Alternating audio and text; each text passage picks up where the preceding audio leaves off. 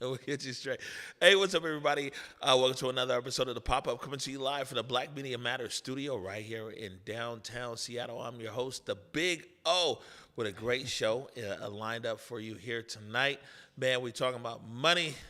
Money. That's what we're talking about tonight. Let's get it. With our guest, Ché Davis, from the NAACP, from the Northwest Conference, from the state conference. Well, it's even beyond the state because they got like all kinds of stuff. Alaska, Oregon, Washington. All that good stuff. Before we get into a fantastic episode, though, we got to give a big shout out to our sponsor, We Rise Wines. We Rise Wines, located there on 2nd Avenue, right across the street from the Moore Theater. And Jamila Conley, an amazing assortment of wines. If you're a wine person, she's trying to get me into the wine. Yeah, I grew up in the hood, man. So, you know what I'm saying? We kind of like malt liquor to like gin and stuff. But as I get older, my tastes are becoming more refined. And, I'm finding some good stuff in the wine situation. You want to check them out at WeRiseWines.com. WeRiseWines.com. See what she got. The food over there slapping too. Mr. Director Eric Calligraphy, he can vouch for that. He went over there. He ate up all the good stuff. The food is all good. So we want to go and we'll check that out. And so before we get into it, as you know, we do our thing here. We're going to start with headlines, and then we're going to get into a great conversation. But before we do all that, Mr. Director, please go wide. And let me introduce our guest tonight. Man, this brother is looking good. Ché Davis? Ché Davis. I appreciate that, man. Ché, brother, first of all, I appreciate you coming on to the set and representing our colors. You know what I'm saying? You got the memo. He came over here in the blue and black and the Converge colors, and you look good, brother. Thank you, sir. Thank you. I appreciate it. Yeah, and so before we get into these headlines here, man, this isn't a long one where it's like, tell us about yourself. And you'll be like, well, way back when my parents met each other. And we'll save that for another show. Okay. So this is the 30-second or less check-in of like, who is Ché? Ché Davis is a community leader that wants to see us create sustainable wealth systems so that we could build our own communities up. And the goal becomes to find a way to get ourselves into a place where not only do we have our own wealth, but we can create our own spaces, be it in America, be it in Africa, thinking outside the box for what we can create to build legacy and generational legacy. It's good stuff. So 2 things for you. One, I see you up there in the monitor. Okay. Look at yourself. Ooh. Hey, this brother looks sharp. But the second thing is, it's great to see this a good conversation from you. I spent the good part of majority of my career, my early career when I was young and good looking like you. I spent over on the continent of Africa. I've been to 30 countries over there. Yeah. Come on. I launched TV stations in Tanzania and Kenya, Zanzibar and Botswana. You know what I'm saying? Like, yeah, all over the continent. I've been to 30 countries in the continent of Africa. Lived in like 6, 7 different countries. I still got a crib in Zanzibar. I used to have a radio show over there too, the Countdown Show with the Big O. Wait, not with the voice? Yeah, come on, out of Dar es Salaam, Tanzania, And then over like it would pop it over in like Nigeria, Ghana. Like, man, I've been there. You know what I'm saying? You're going to make me ask you questions. Like, come on, man. The earth is my turf. From Maine to Spain, from Turkey to Albuquerque. Come on. You know what I'm saying? Hello. I'm just saying. Okay. Hey, listen, I done been a few places since I left your pop's classroom now. Well, that's how he built it. He wanted us to explore, and he wanted us to find our space. Exactly. Africa was just in a book when I was a kid, and believe it. You know what I'm saying? At this part in my life, man, all over, done all kinds of stuff. So we'll rap about that. Absolutely. But first things first, we're going to get into the headlines for today. Mr. Director, he'll tell me when I should pop right into this. Oh, looks like he's got it ready to go. First things first here, Seattle's first social housing building, Elara at the Market, moves forward. According to an article published, by Converge Media, the Seattle social housing developer board has unanimously approved a $60 million, that's 60 mil tickets, purchase of Elara at the Market apartment complex, making a major step forward for the city's first social housing building. Situated near Pike Place Market, the 150-unit acquisition fulfills a voter-approved initiative funded through Seattle's social housing tax on wealthy companies. Tax the rich. The project will create 60 deeply affordable housing units this year for low-income households, while providing residents with additional benefits, including free 1-year Orca transit passes, a 2-year rent freeze, that's always good, for existing leases, and elimination of hidden utility and storage fees. Eric, I know how you feel about hidden utility fees. Come on. With the sale expected to close by mid-June, the housing developer has opened an online application lottery. Yeah, you're going to need a lottery for this. And plans to host community pop-up events across the city. All right, so here's the thing here. The city of Seattle, the good citizens of the city of Seattle, voted a few years ago to say that they wanted a social housing developer, right? They were like, hey, man, there's all these market developers who are buying stuff up and building things. And why shouldn't the city of Seattle itself have its own development? And now, they got funding. They got this tax money. They got their bread. They got a lot of criticism because they hadn't spent the money, hadn't done nothing. And now they just picked up a $60 million building here, and they look to be able to provide, like I said, it's 150 units, but 60 units will be deeply affordable. Any thoughts on that? Absolutely. I think it opens up a really good opportunity for the community to see how we can leverage what was voted for in order to help us build out true wealth systems. Like, if people have this rent freeze and it's deeply affordable, what are we doing to teach them or to show them how to maneuver that money that they're saving and what they could now begin to, how they can invest in themselves, how they could scale those funds. But essentially, I love the idea that we can actually be building something, and can this be sustainable? It becomes about what's the results that they want from this.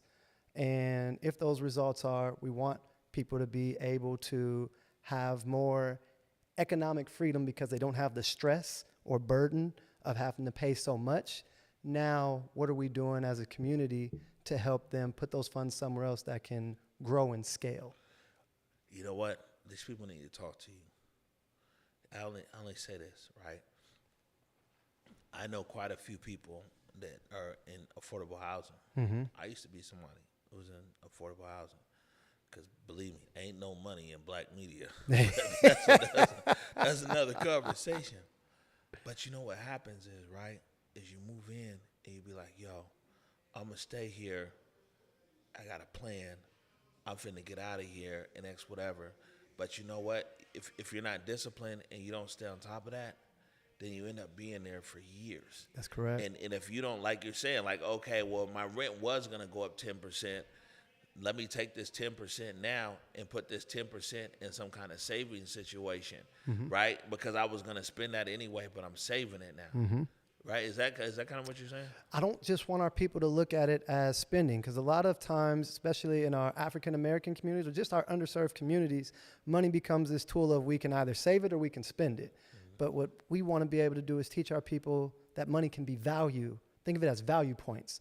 Where am I putting my value so that I get more value? or where am I giving my value away so that it brings a return back a later day? Like we would call that a tax return, or when we go to give a donation, you get a tax receipt back. But essentially, teaching our people that if this is an opportunity that is available to you, for those that fill that space in this lottery and that have this opportunity, can we go beyond just the opportunity of you having a living space, and we actually begin to develop a system for you so that you understand how to invest your money, you understand how to protect your money, and we're scaling it so that this becomes just the first stop for you.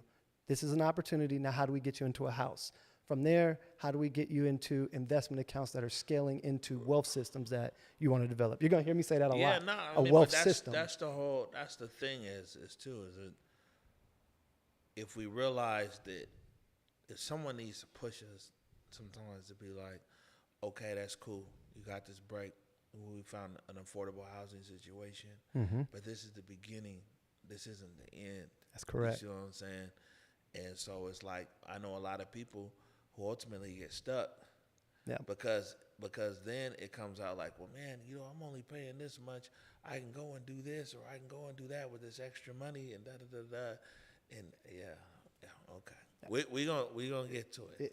And it breaks down. It breaks down to a system, and there should be something in place. Whether it is somebody like yourself trying to help and making it so that this is where you go when you get that opportunity, or it's organizations like the NAACP or what a business might be doing to provide resources. There's resources like the SBDC that teach businesses how to grow. Like, what are we doing so that we can understand the pillars that are going to help us develop our wealth system goals? Like, if you don't have any, you don't know to set it, so you just kind of spend the money that essentially you're saving from this opportunity. But if you had a plan, and if you had people helping you stick with that plan, what could we move beyond once we knew we had a system in place and we had people that were backing us to make sure that we reached that goal? Exactly. Look at us. We all trying to move beyond affordable housing. Yes. You know what I'm saying? All right. This next headline, man, unfortunately, is so serious and so tragic as well. I heard this story this morning, and I was just like, I mean, unfortunately we're hearing a lot of stories about gun violence across our communities. But this one, let me know when you got this up here, Eric. Man, this is 16-year-old fatally shot along road in Pierce County. According to an article published in Seattle Times, writer Jim Bruner reported on a tragic homicide that occurred in Parkland in Pierce County on Sunday morning. A 16-year-old boy was walking with his girlfriend near Sheridan Avenue South when a vehicle approached and occupants called him over. According to the Pierce County Sheriff's Office, the suspects brazenly robbed the teenager of a gold chain around his neck, shot him, and immediately fled the scene. Despite life-saving efforts by responding deputies, the teenager died from his injuries, prompting law enforcement to launch a homicide investigation and request surrounding residents to provide available surveillance footage to help identify the outstanding suspects. I'll say this, that like here on Converge, it's like, and really most media here, where we're reporting on these things, and it's like, unfortunately, at times you get even a thick skin. It's like, oh, I feel bad. It's thoughts, it's prayers, it's whatever, because it just keeps happening. It keeps happening. And this one, it just jarred me. It just had me feel some kind of way. Then I'm like, man, here's this young man just walking there. Somebody called him over to the car, and then shit. Back in the day, he might have just got robbed and drove off. Yeah. But you know what I'm saying? And they've killed this young man at 16 years old in front of his girlfriend and everything else. Man, it's hard not to. I was about to say, are you following what's going on? But it'd be impossible to be part of our overall community here and not see like what's happening. It's hard to talk about these things because, growing up with mom and dad and trying to learn about the root cause of problems. Like, It's not enough just to be on the surface level of we're killing each other. It's the why. Like, what's happening that allows us to perpetuate this? Like, we've had this problem before, whether it was in the 80s or whether it was in the 90s. And now what we're experiencing, just a couple weeks ago, a young man got shot in Northgate, Seattle at a brewery. Earlier, I think it was last week, there was a 14-year-old that a 100-round drum shot into the car, killed somebody that we know, that we personally went to school with. Out there in South Seattle. Yes, and now we hear this, and I have a little cousin that works for WDC, We Deliver Care, and you have people on the ground and they're seeing this and they are traumatized, like truly affected by this. And my questions becomes to our leaders in the community. We have to get to the root of this. Is it about access to something different? Is it about exposure to something different? Can we direct the youth a different way than thinking that this is something that needs to be happening? Because these guys are young. The brother that got shot in Northgate was like 25. And then it's going backwards from there. Now we got teenagers. Like, why does a 14-year-old have a 100-round drum, anything, be it a rifle, assault gun? Where are we learning our values to think that this is the way to approach it? And what can the leaders do in our community to say, okay, look, we have to give these kids different exposure points so that this doesn't become the lifestyle. I'm not saying that that's going to be hard. It's much or that's going to be easy. It's much easier said than done. But this is happening far too often now, and it's affecting people that are trying to do great work, and it's destroying families. And my thing becomes, how can we get to the root cause of this and address the youth in a way that says, here's a different exposure than the violence that we've been taking on. And while I don't have an answer directly for this just yet, my first thoughts become, what are they exposed to and what could we do differently to redirect the why? Because the values of pulling up on somebody to rob them and kill them, that comes from somewhere. Where's that coming from? And how can we counter that and defeat that? And we have to do that in our own communities and then expand it from there. But we have to address the root cause. We got to find that. Yeah, because as we like to say here, it's not normal. It's not. This isn't. And oddly enough, we talk about this and we talk about, matter of fact, next week we're there at Garfield High School for Aaron Murphy Payne is doing something in memory of his son, Amar Murphy Payne, who was murdered there June 6, 2024 at Garfield High School. And, it's something to go and talk to these kids at Garfield. And unfortunately, I have to tell them that in 1993, when I was there, June Walker got murdered by Jeff Fox, a student at Garfield. And so all of these years later, you know what I'm saying, that we're still dealing with the cycle still issue. continues. All right, so we're going to move on here to an issue that you might know something about here with financial literacy. And man, it doesn't sound like the state of Washington is doing very well in that. You'll let me know here, Mr. Director. Let's see here. It says State Board of Education to propose financial literacy graduation requirement in June. It also looks like we got a video coming right after this. In an article written by reporter Jackie Kent for Como News, a recent Wallet Hub report revealed that Washington high schools rank near the bottom in the country in personal finance literacy, placing 43rd overall. Despite this low ranking, the article notes the state organizations emphasize the efforts and initiatives are already underway to improve financial literacy and outcomes for local students. And it looks like we got a little bit of sound here from Como News. Nearly all public school districts in Washington offer budget education for students who want to learn skills like saving, credit, taxes, and more. While some districts do make those courses a requirement to graduate, state lawmaker Skylar Root explains it's not a statewide mandate. Every student that's entering adult life is going to be making financial choices, and that comes in a variety of forms. As one example, Seattle Public Schools offers the coursework through its Career and Technical Education program.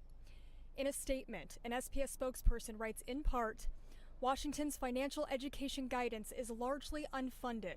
which makes it harder to fully scale this work even as schools and SPS remain committed to it. A recent Wallet Hub report highlights the need for this education nationwide. It demonstrates that there's more work to be done. The report lists Washington as 43rd in the country in budget education, when considering the requirement for students to take a personal finance course, financial literacy test scores, and overall school rankings. I think that is only telling part of the story. It's not telling all of the story. Tracy Godat is with a state organization helping schools with professional development and training for this work. We are probably more prepared than most states that have been mandated for this because we've been training educators, vetting resources, making sure that things are in place so that districts have the support they need. The most recent available state data from last year shows just 3% of Washington's public school districts did not offer some form of financial education to all students. State Board of Education Executive Director Randy Spalding explains the board is now updating graduation requirements for public schools to include financial literacy. We're looking at how best to do that. One of our most vocal advocates on this has been students. All right. Let me get that tight shot here, Mr. Director. You know, I think that, with financial literacy, you know, I kind of be thinking, I just be honest with you, that some things are kind of by design. And I'm glad that, like, individually, people in different spaces and places are all about financial literacy. I know you're one of them. But it's almost like keeping the American consumer ignorant is very beneficial for big business, man. like an ignorant consumer is like what really keeps rich people rich, man. Yeah. You know, I mean, yeah, you know, I fell for it. You know, I got sham shuckle, run amok, led astray, banana in the tailpipe, you know, credit jammed up. You know what I'm saying? Lifelong debt. Like, they got me. You know what I'm saying? But it seems almost kind of like by design that the more that you keep the American consumer ignorant about what actually money is and wealth is and all, and to be very literate about their finances, it's advantageous, especially to banks. It's and lenders. It's very advantageous.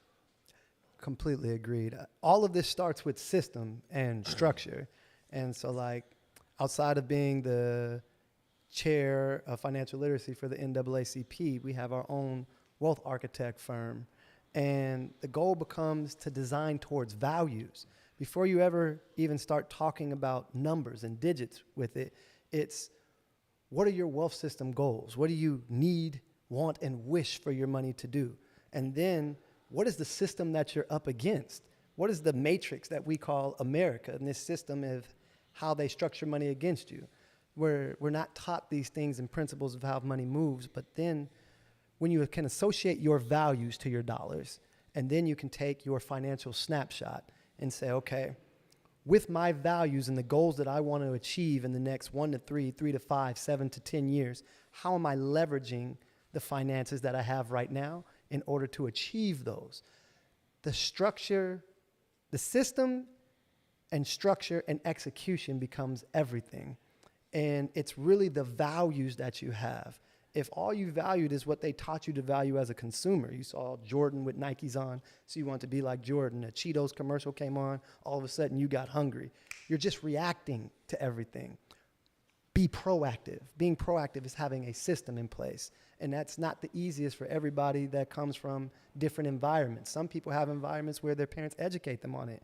Others come from, and most of us come from parents that were surviving, right? They didn't even have the ability to teach you a lot of us come from situations. If you live in the city of Seattle, then you know the city light bill. Yeah. And the regular bill comes in a white envelope. When it's serious, it's a yellow envelope. Yeah. People ain't even opening it until it's the red envelope. you see what I'm saying? And it's real. Look, everybody here laughing because they know. Because it's true. Because you see it, and then that's the environment that you grow up in. Yeah. Is that red envelope environment? You know, it's something like you actually have to relearn. You see what I'm saying? What we teach a lot of times with just what we do with the Financial Literacy Committee with the NAACP and what we do with our own wealth architect firm, A Legacy X, is it's all about understanding that you're going to have to build a system within a system. But that starts with, we literally call it the Matrix, because just like the Matrix movie, I feel like it's our job to be Morpheus, your job to be Neo. But first you have to open people up to the idea that the rules of the system can be bent. And in many cases, they can be broken. But in order to do that, you have to understand the system that you exist in. And nobody taught you how the system works. So when they do this financial literacy in schools, how are they going to, is it going to be the watered down version? Is it going to be the whitewashed version of how money actually works?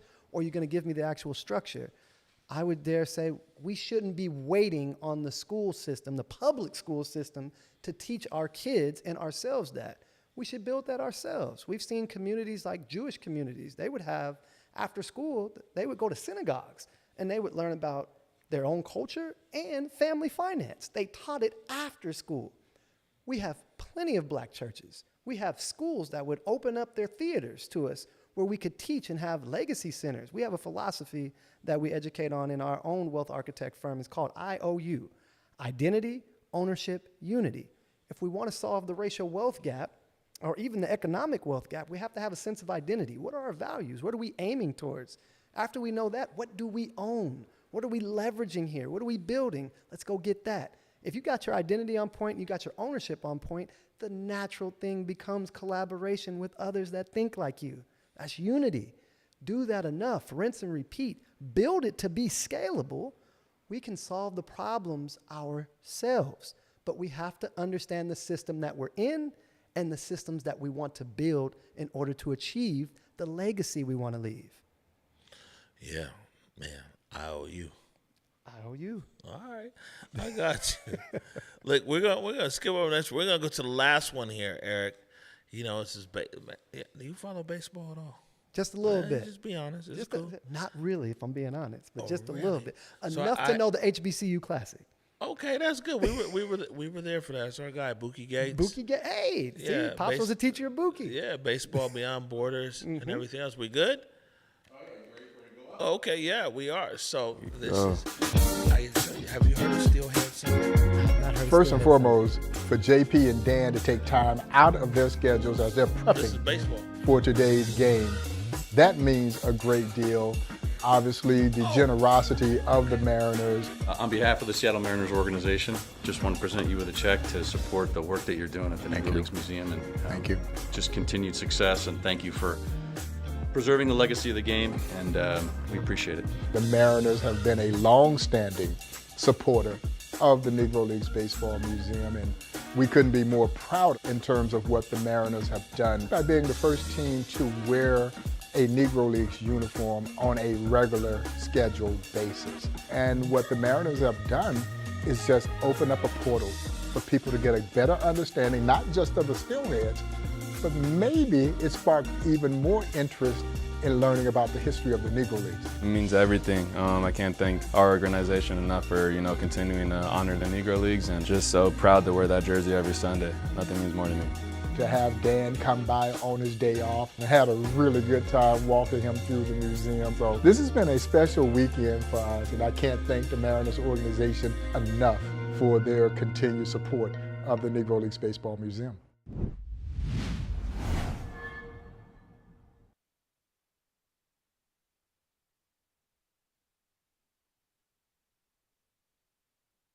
Actually, history in the making. That's when J.P. Crawford and manager Dan Wilson were there in Kansas City, and they made a donation of a game-worn Seattle Steelheads jersey, J.P. Crawford's jersey, right there to Bob Kendrick, who is the president of the Negro Leagues Baseball Museum. This is a very, very big deal. History occurred on a major level for baseball people, and I think all people here. Just the other day there in Kansas City. And for people who don't know, and I will tell you right here, is so a lot of people don't realize that, one, black baseball as a history here in Seattle going back over 100 some odd years. I used to play there at Garfield Park way back in the day, right? You know what I'm saying? So many teams. and even softball. And actually, the Owls Club in 1937, they won. They were the state champions in softball, and then they came back next year and won as the Brown Bombers. And so, yeah, from the Central District of Seattle, these black women in softball. Yeah, so we have quite a history. So in 1946, we had the Seattle Steelheads. And, you know, the Steelheads were part of the West Coast Conference as far as like the Negro League teams. And a lot of times people think of the Negro Leagues, we think of like, you know, the Pittsburgh Crawfords or the Kansas City Monarchs and things like that. And we forget right here in our own backyard up and down the West Coast that we had teams. So that was 1946. In 1947, guess what happened? I'll fill you in. On April 15th, 1947, Jackie Robinson broke the color barrier in Major League Baseball. And that started the death knell in the Negro Leagues. And why this is important is that, one, baseball is the only sport that black folks ever owned. And as somebody who's into finances and everything else, there was a whole ecosystem that went with that. Black folks made the jerseys. Black folks printed the tickets. Black folks sold the tickets. Black folks sold the concessions. You know, it was segregation, man. So they went to black-owned hotels. They went to black-owned restaurants and everything else. So the Negro Leagues across America had its own economic environment as an economic driver, right? And so with integration and us wanting to be as good as them and everything else, and you know, the death of the Negro Leagues was also the death of a whole economic driver across the country, right? And so the Steelheads were here for one season, 1946. And so what the Mariners did, and why I'm really behind this, and I don't find it performative, and we're very supportive of it, is that according to census, you can fit every single black person in the municipality of Seattle inside of T-Mobile Park. It says about 50,000 black people, American black folk, you know what I'm saying, Negroes inside of T-Mobile Park. So this wasn't a pandering move by the Mariners to be able to sell more tickets to a very small population of a city of 800,000. This was a move to be like, you know what, let's honor the past. You know what I'm saying? And so every Sunday at T-Mobile Park, or every Sunday home game, they wear the Steelheads. The Mariners are transformed into the Steelheads. And the Negro Leagues and our history and our culture is honored there in T-Mobile Park. And every sign that you see at the park that says Mariners on Sunday home game, it all says Steelheads. When you hear stories like this, and we need more of this, it goes back to what we were just talking about with that IOU philosophy, identity. You get an understanding of what's possible. And the mere fact that the Mariners are even doing this and collaborating and exposing that kind of history and that culture, I mean, that goes beyond what the MLB would normally do. I mean, you have to take your hat off and you got to give the standing ovation to them. But for our African-American people to see that we were developing things, we were building things, we knew how to do this on our own when we had to do it on our own. And we can build those systems. And when we built those systems, we built ecosystems around it. We found ways to work with each other. That's progress. That's sustainable. For whatever reasons that we got away from that, we need people like yourself and others that know about our iconic cultural icons' history to inspire us to, like, this is what this means. I didn't know there were two back-to-back softball teams that had one in the Central District to uplift even our black daughters playing organized sports and making it so that it's something that we can achieve. This is extremely obtainable because we've done it before. We need this type of identity, and it doesn't have to just come from the Manners or somebody, some organization that has millions or billions of dollars telling us this. We need this type of history for ourselves to understand what legacy that we stand on. When we know the legacy we stand on, we know the values that we have. When you know values, you know your principles. Now we put our, if I'm the money guy, our dollars need to go towards our value points. What do we value? What do we want to build? What have we built that we need to get back? And seeing that that's going to be honored every Sunday, that there's going to be a reminder of who you are. Wait, what's that quote? Remember who you are, where you come from. That's huge. Identity sets the tone for what I believe I can be. And if I believe I can be it, that changes everything. And if I believe I can't be it, that changes everything. So we need this type of history. We need it within our own communities. And then we need to collaborate with people like the Manners to expand it. Because if we don't have the resources to expand it, go find the resources.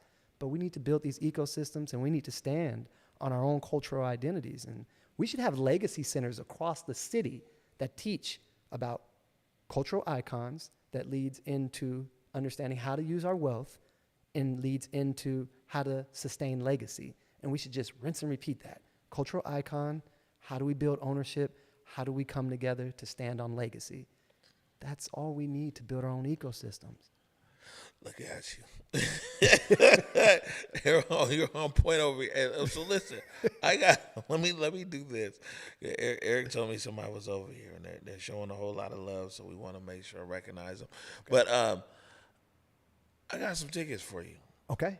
You know what I'm saying? I'm gonna send you all the rest of the games for the Sunday home games. Okay, Joshua Patterson. Thank you. Yeah, good looking out, Joshua. Appreciate you. Thank you. I'm gonna see you the rest of the Sunday home games, man. From now through the last home games in September. Come on, you know what I'm saying? Let's do it. Love for you to go there and experience that. Steelhead Sunday there at T-Mobile Park. Thank you. Blessings, man. Very welcome. Thank you, King. Look, we're gonna take our first commercial break, and when we come back, as you can tell, Ché, he's already been every question goes back to like wealth building. I'd be like, hey, Ché, man, did you see it was sunny outside? Well, you see it's sunny outside because they was planning and saving their wealth with the 401k and the 30. I'd be like, well, bro, like what's happening? Hey, look, we'll be right back. You're watching the Pop-Up.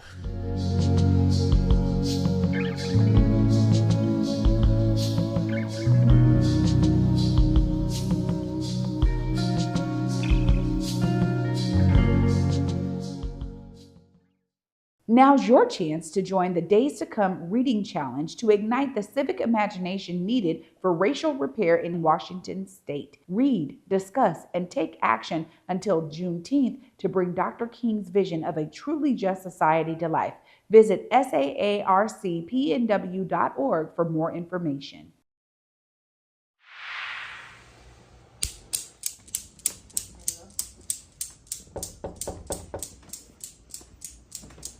Hey, come on in. So what brings you in today?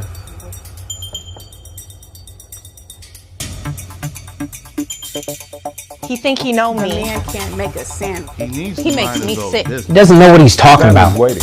Just talking. Me, my family, my dreams, all of it. Acts on Stage presents the world premiere of Black Man Goes to Therapy.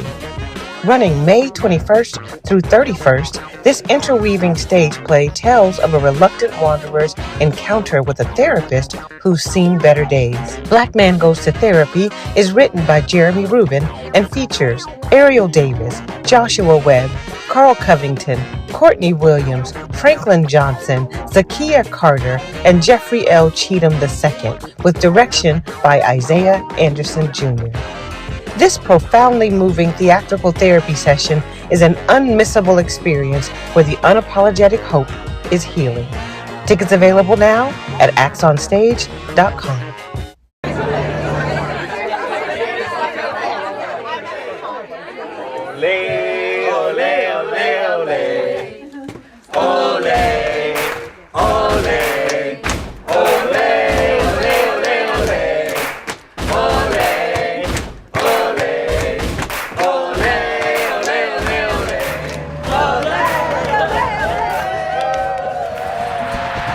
This summer, Metro connects the world.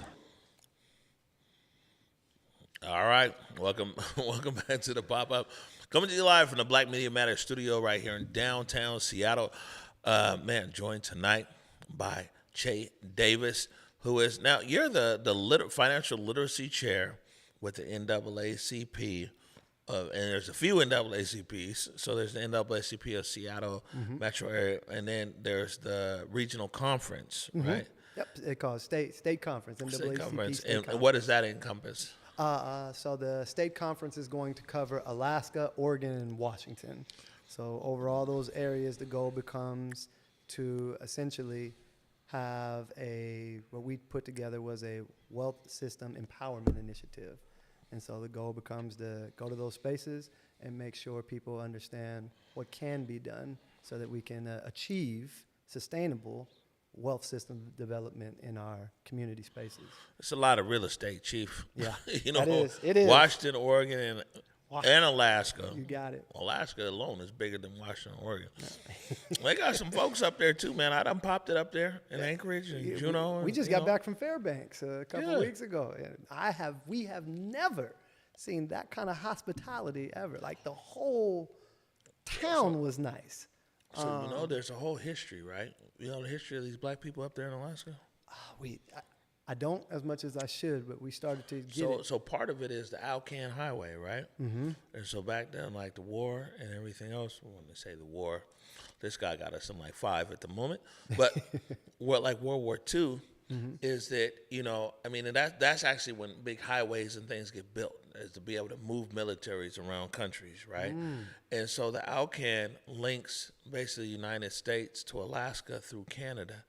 And so many black folks were actually the ones who have built the Alcan Highway, right? And so they built that highway from here to Alaska. And then when they got up there to Anchorage, it was, you know, it was like, yeah, well, I'm going to go back to Butt Tussle, Alabama, nigga keep running Mississippi, or stay up here in Alaska. Yeah. You know what I'm saying? Yeah. And so you have a big black population that actually originally got there. I mean, not all of them, of course, because of the creation of that highway system. And were they a part of the military that was building that highway out? Yeah. So it was military, contractors, stuff like that. And that's what got them out there. Yeah. They stayed out there in Alaska. Listen, it's funny because, you know, when we joined the NAACP, and we've only been doing this since January, and we wanted to go out there, we were like, man, are there any black people in Alaska? And we went down there, and sure enough, whole towns. And bro, that's who you talk to, because they one of the few people in this whole country that actually get a dividend check from the government. Yes, they do. So and you know, when it's time for the dividend check, whatever the check's gonna be, like the check might be $2,418, right, per person. Everything costs $2,418. Vacation for your kids, $2,418. You know, at my hotel. Yeah, $2,400. Everything is the exact cost of the dividend check. But like every true resident there of the state of Alaska gets a check. And so if you you there with your 5 kids, you come up like $10,000 every year. That's them people can actually use your advice. Yeah. I mean, I know all people can, but I'm just saying. they definitely could. They could definitely apply it to a system. I don't know, because I geek out when I talk about this stuff, because people don't know about the different type of accounts they can have. They don't know how to be tax advantaged. They think it's just a 401k or the stock market is rigged and they're scared of it. What I really noticed is a lot of our people are either fearful or comfortable. And we have to understand how things work in order to get away from those things. That's true. I think that so many of us, probably including myself, you're right. We just know how to survive, to be honest with you. And them survival techniques be generational. Yeah. The technology behind the survival upgrades with the time, but you know, and I'm gonna get into everything you got here, right? But we was in Spokane for the Spokane Black Home Ownership Cohort. Okay. And Latrice, who puts on the cohort there, and you know they make it through the class, they get their down payment on the home. She said that the biggest obstacle in poverty, she said, it's not physical poverty. She said it's the mental. Yes, sir. She said it's changing the mindset about poverty. She said that when you can change people's mindset about poverty, then like you're able to do something. But she said it's so difficult because is people have this poverty mindset that's entrenched. You know what? The counter to that, and it's crazy because we saw it during the civil rights movement in the 60s, is the youth. The youth don't have the same fear that their parents have. The leadership that we're looking at right now embodies this kind of comfort, and this is what has worked, so let's do that. But the youth always want something more. And I see it as working with the youth to help activate the parents or the older people becomes this natural door of what possibilities exist. Because we're just talking about a system. A system has structure. A system has rules. You're just used to the old system that wasn't working for you, that has not worked for you. Surviving is not thriving. And you weren't put here to move in God's purpose for you to just survive. That's not building anything beyond. I have a mentor, you may know him, Derek Wheeler, and he said, if your vision is able to be accomplished in a lifetime, you're not dreaming big enough. We have to expand what our legacy could be, what our wealth system could be. What do we truly want? What is the purpose of this? I like what The Rock, Dwayne Johnson, said. We have to give the effort, but all that matters is the results. What results do we truly want? And when we're thinking about what we're going to build or why people are scared to move in that poverty mindset, what results do you want? Let's start there. What results do you want? Now that we know your goals, we like to call these wealth system goals, now we have to put a plan together in order to get there. Like, you want to hear something crazy that most people don't know? There are equations, and this is a mathematical equation for the lifestyle that you live right now. There's a mathematical equation called what's your FIN number, F-I-N, financial independence number. And if you can calculate your financial independence number, which is just your financial freedom number, you'll know exactly how much money you need to live that particular lifestyle for X amount of years. And it's simple math. We just take your fixed expenses monthly, then we multiply that by 12 to get your annual fixed expenses. Keep in mind, fixed expenses means what's locked in already, your mortgage, gas, heat, food, groceries, whatever you want to call it. We'd write all that down and we'd factor this in. You take that annual expense number and multiply it. This is what they teach us in financial services.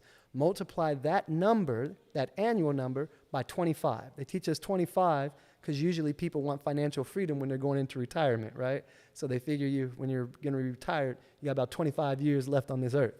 So, but you can take that number and make it 30, you can make it 40, whatever the number may be, but it's based on your fixed annual expenses.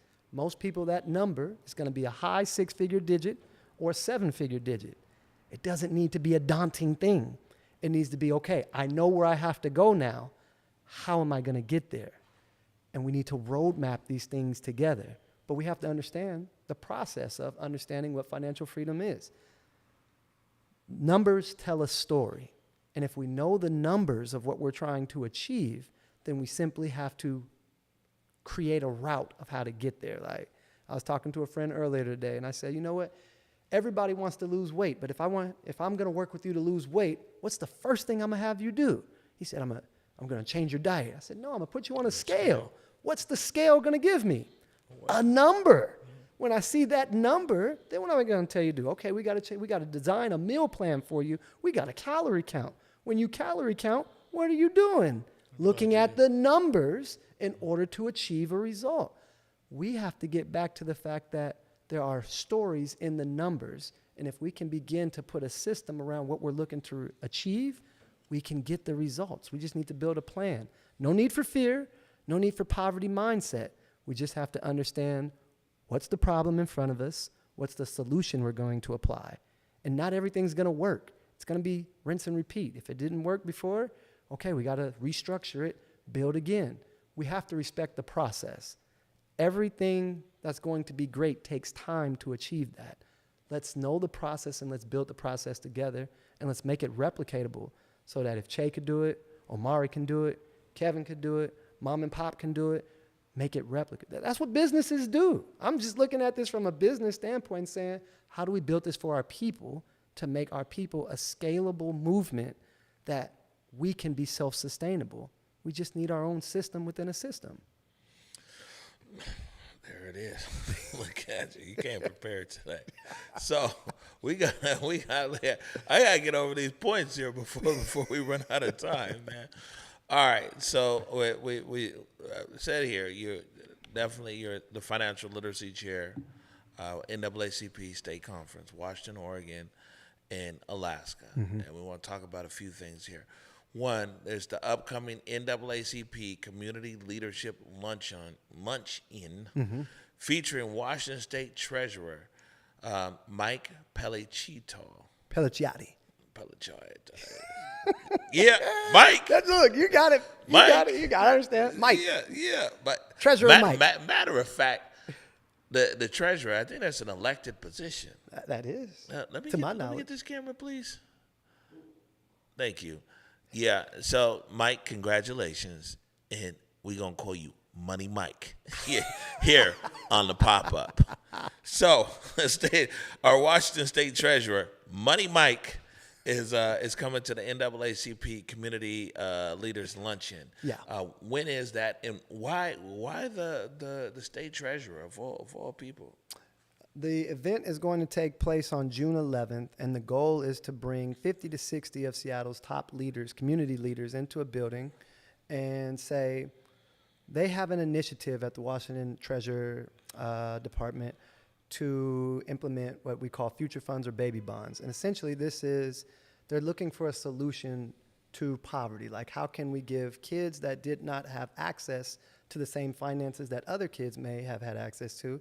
How can we create this kind of trust for them so that we put X amount of dollars away, let's say $3,000 to $4,000 away specifically for them while they're a child or a baby, and they can't touch it until they become an adult. That could be anywhere from 18 to 25. And then when they get access to that money as it grows, and it may be connected to bonds, it may be connected to funds that grow along with the state, but essentially their money's not losing any money, it's scaling over time. And when they become an adult, they can access that money for different things like starting their own business, education, or making a down payment on their own home. What it becomes is a way of understanding, what is this program? This is what we want to ask Mike. Like, okay, Mike, how does this work? Or Mr. Pellicciotti, how does this work?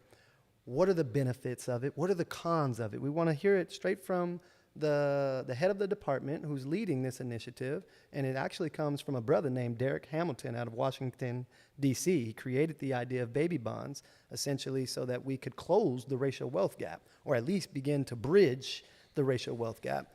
But the goal becomes, what do we do with these funds? How's this going to help our community? And you know me, all night I've been talking about wealth systems. If this is a DC comic, I'm not looking for this to be the solution and this is what saves the city. Batman can return home. No.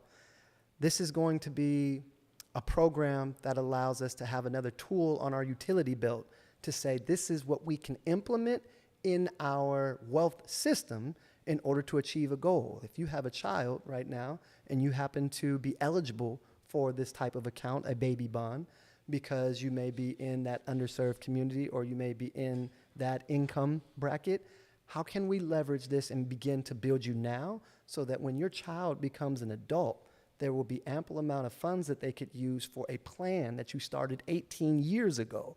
How do we leverage this and put it into our wealth system to help us achieve our wealth system goals? So we're not looking for it to be the end-all, be-all solution. We're looking to hear from the leaders that are wanting to implement this, how can we effectively use this and make it a part of our wealth system goals so that our communities can have self-sustainable solutions. Right. And so a few things for our viewers, right? Mm-hmm. Even though the average person, their actual financial literacy of understanding of things is kind of surface level. Yeah. But when a lot of people hear about stocks and stock market, but once you talk about just a quick explanation of actually what a bond is. So a lot of people don't understand what a bond is. Bonds are usually a very safe route connected to government kind of initiatives, or whether it's infrastructure, things that are going to have incremental buildup over time. It doesn't take too many losses. Oh, go ahead. Oh, hold on. Uh-huh. I might be able to break something down better than you. Yeah, I think so. So a government or a municipality might issue a bond if they want to build a new bridge. They don't have the money for the bridge right now, and so they sell a bond. They sell bonds where the public can now buy a portion or basically invest in the bond, and it's considered a safe investment because we think the government ultimately will pay us back. But the time of payback is very slow because it's government. So it's like you might get payback on a bond on like 20 years, something like that. But if you got big money and long money, then the bond is definitely the safest way to go. Correct.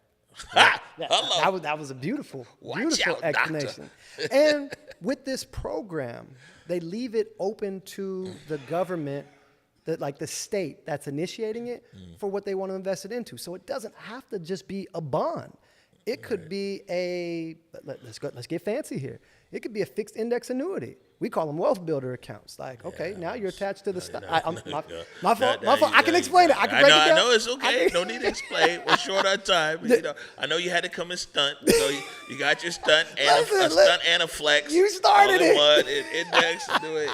Anyways, you were saying there's multiple avenues. There's multiple avenues of how this could scale. I agree with you that those things, the bond route is usually very slow. Like being in the financial service world, it's all about annual percentage return.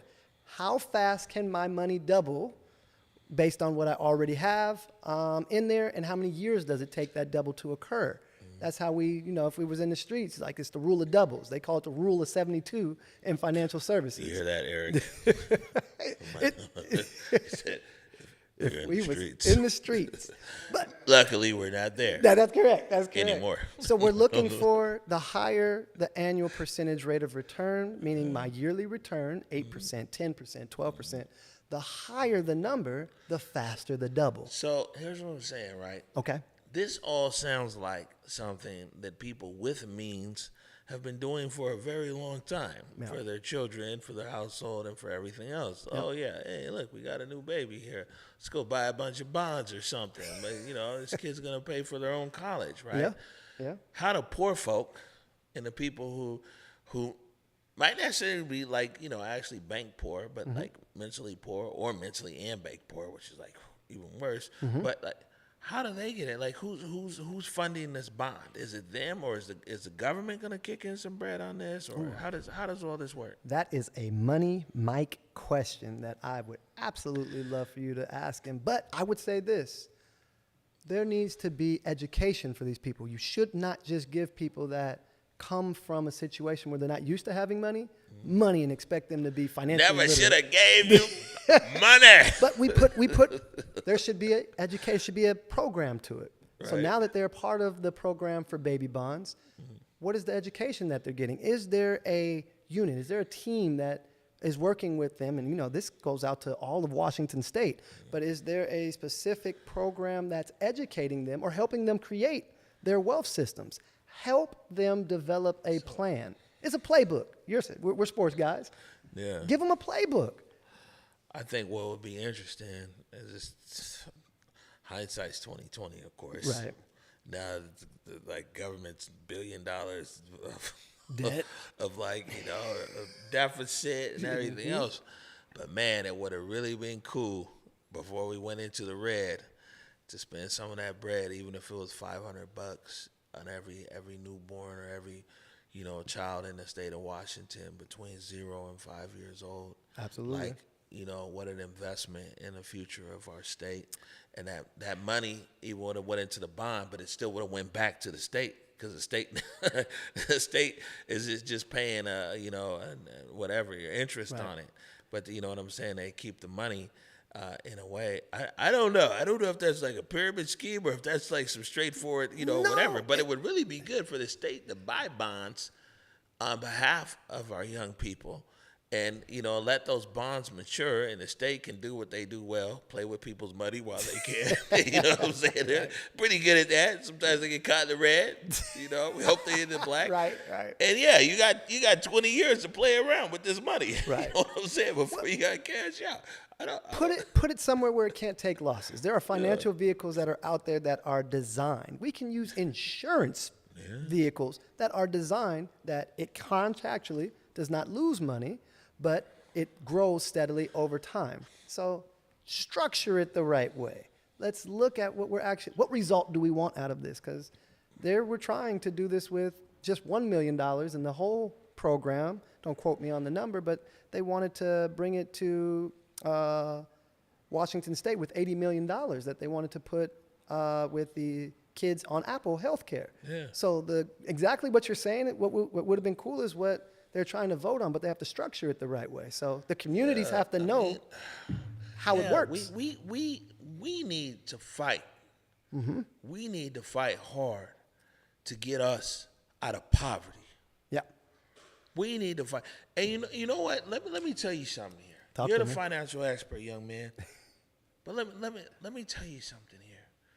Is that we've become so good at surviving in poverty that we starve extravagantly. We make it look good in our everyday starvation in our home and in our bank accounts.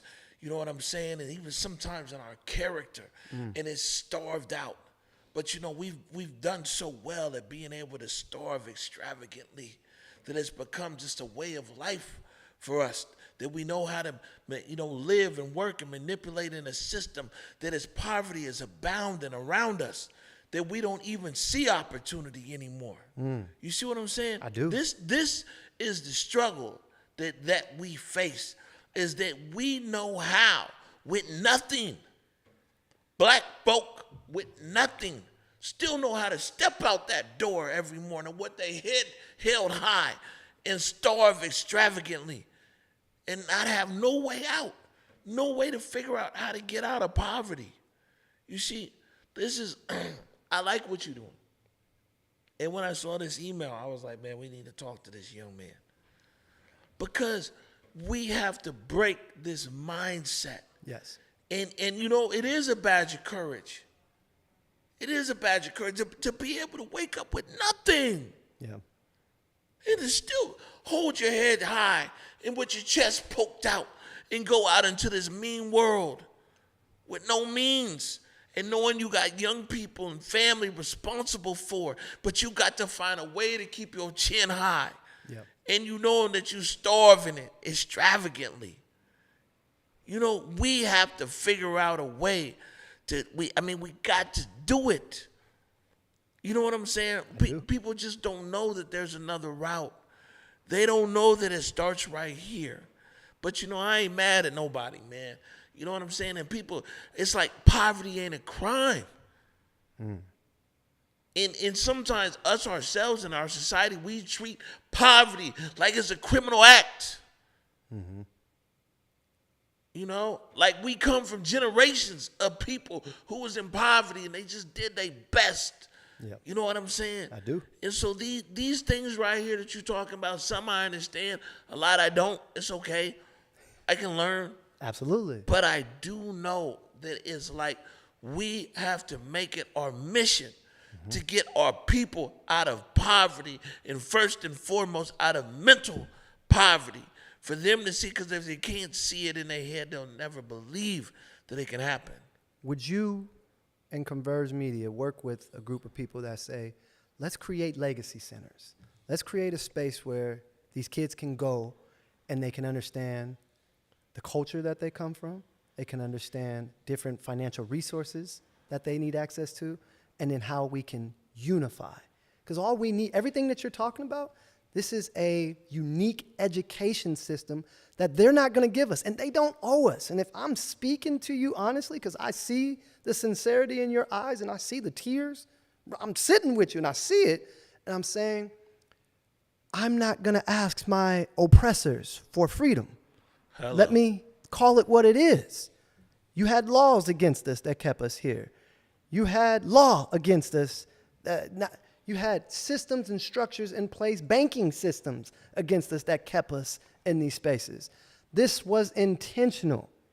This was purposeful on many people's ends.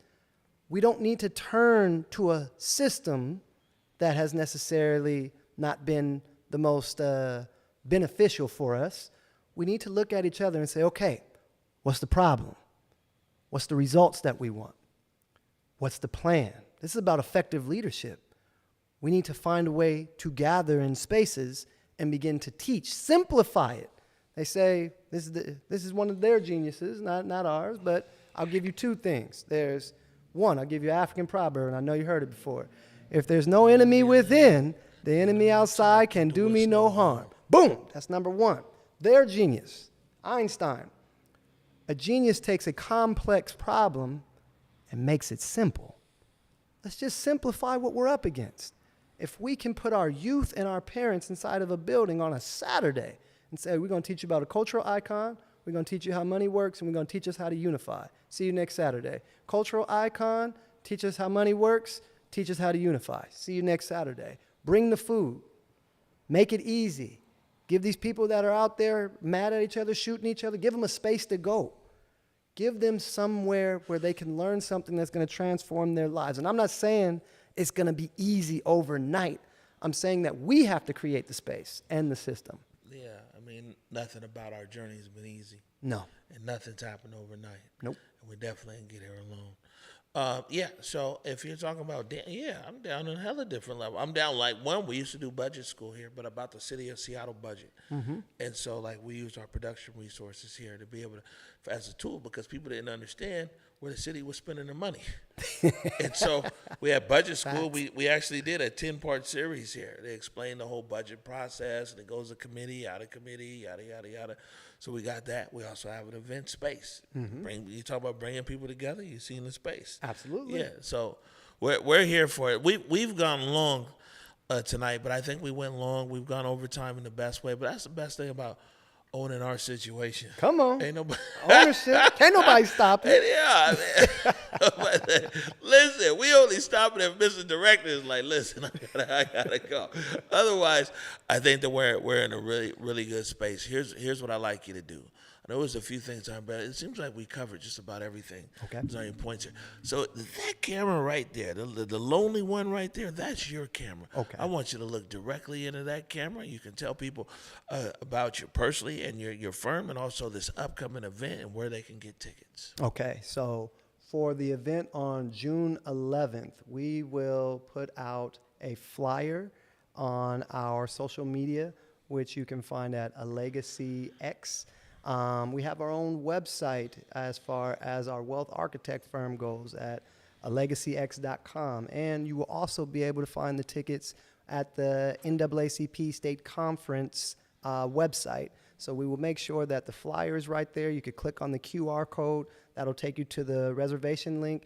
And if you are a community leader that wants to be in the building when we're talking to Money Mike, we want you in the building. We want you to reach out to us. Matter of fact, I'll go even further to say my personal email so that you guys can reach out and say, hey, I want to be a leader in the building is CHE@ALEGACYX.com. So Ché@ALegacyX.com. We want leaders in the building that want to hear the information that Mr. Pellicciotti will be giving out. We may even have Derek Hamilton, the mastermind behind the idea of baby bonds in the building. And the goal becomes for us to say, okay, now that we know that this is a resource we can use to build our wealth systems, let's collaborate to understand how we're going to put that in our utility belt to make sure that we're achieving our legacy goals. We just need a system within a system, y'all. So let's build our own system. Let's get back to that. Let's contribute to the society, but let's also begin to think, what more do we want? What spaces do we want to create so that we never have this issue again? All right, good stuff. So a few things here before we get out of here. First, I gotta give a big shout out, Eric. Yep, you got it on me. A big shout out to my man Julius Tillery down there in Northampton County, North Carolina, man. Blackcotton.us, man. Julius is like a third, fourth generation cotton farmer down there in North Carolina.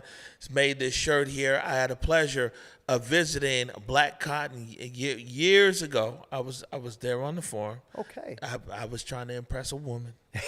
and I traveled there because she was a Black Cotton fan. Okay. And at the time, you could buy actual cotton. You know, he would ship out cotton. I said, "Ooh, I'm gonna get this woman. I'm gonna go there to the actual farm." And I met Julius Tillery, man, outstanding guy. I want to encourage everybody to support on Instagram, blackcotton.us, and also breaking down the stigma around cotton, which is, you know, it's why there's so many. They're getting smaller in number, but black farmers, you know what I'm saying, and black cotton farmers that are out there. So blackcotton.us. Julius, I appreciate you, family. You know what I'm saying? We represent you out here. Second thing that I want to say before we get out of here, man, I have a big shout out to your parents who are here tonight in the studio, and especially your father. Come on. You know what I'm saying? Mr. Davis. And it's like, I told you before, I said they don't make them like that no more. Yeah. You know what I'm saying? Your father, instrumental for generations of young people in the Central District, and especially Garfield High School, and everything else. And not only I said a teacher, an educator, a mentor, a friend, a father figure, and everything else for countless young people. Yeah. And it is such an honor and a privilege to have not only you, but your parents here this evening. I feel that this very sacred place has become that much more holy this evening. You know what I'm saying? With the goodness and the greatness that you've walked in the door this evening. I know I told you, I'm sure you hear it a lot moving around, and people connect the dots. Like, man, that's your dad. But man, just know that it's a blessing upon you. And when we talk about that, you know, when our parents or our grandparents, you know, they come before us and they sow these seeds. You know what I'm saying? And you're fortunate right now to be in this window. My father left us a few years ago. You're fortunate enough to be in this window where you actually connect the dots between seeds sown 20 and 30 years ago. Yeah. And they blossom right in front of you. You see what I'm saying? Yeah, facts. That's good stuff. On that note, on that warm, fuzzy feeling that we have right here in the Black Media Matters studio, again, Chad, I want to thank you for your time tonight. Appreciate you for having me out, sir. All right, good stuff. Cool. So listen, we're going to get out of here. Big shout out to our live director, Eric Calligraphy. He made it back from the east side just in time for the transmission tonight. Tomorrow, we're joined by Sierra. Not the singer, though. But Sierra talking about upcoming productions here in the city of Seattle. They got a great play that's happening. I think it starts next week. But until tomorrow, 9 p.m., peace.